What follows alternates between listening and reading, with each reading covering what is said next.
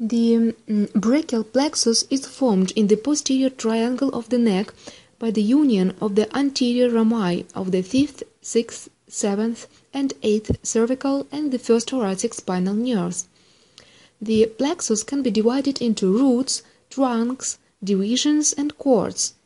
The roots of C5 and 6 unite to form the upper trunk. The roots of C7 continues as the middle trunk, and the roots of C8 and T1 unite to form the lower trunk. Each trunk then divides into anterior and posterior divisions. The anterior divisions of the upper and middle trunks unite to form the lateral cord. The anterior division of the lower trunk continues as the medial cord, and the posterior divisions of all three trunks join to form the posterior cord. The cords become arranged around the axillary artery in the axilla. Here the brachial plexus and the axillary artery and vein are enclosed in the axillary sheath. Now let's find the main branches of the different parts of the brachial plexus. Roots give origin for the dorsal scapular nerve, which turns back to supply the rhomboid minor, rhomboid major, and the levator scapular muscles, and for the long thoracic nerve, which supplies the serratus anterior muscle. From the upper trunk, the nerve to the subclavius forms, as well as the suprascapular nerve, supplying the supraspinatus and infraspinatus muscles.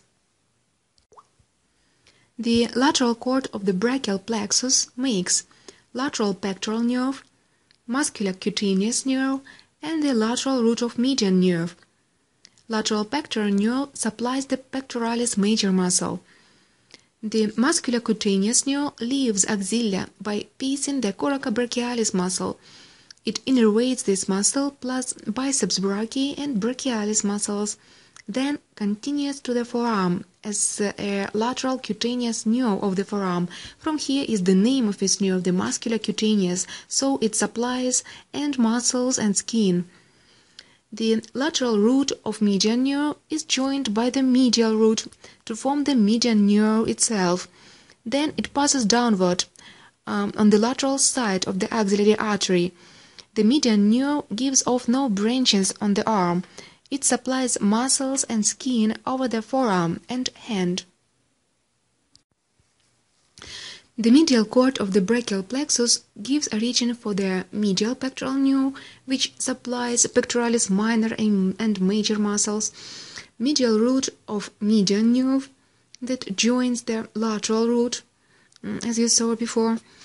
The medial cutaneous nerves of arm and forearm, which are the sensory nerves in the marked areas, and finally it makes ulnar nerve. It is a long nerve which descends to the forearm and supplies a number of muscles there.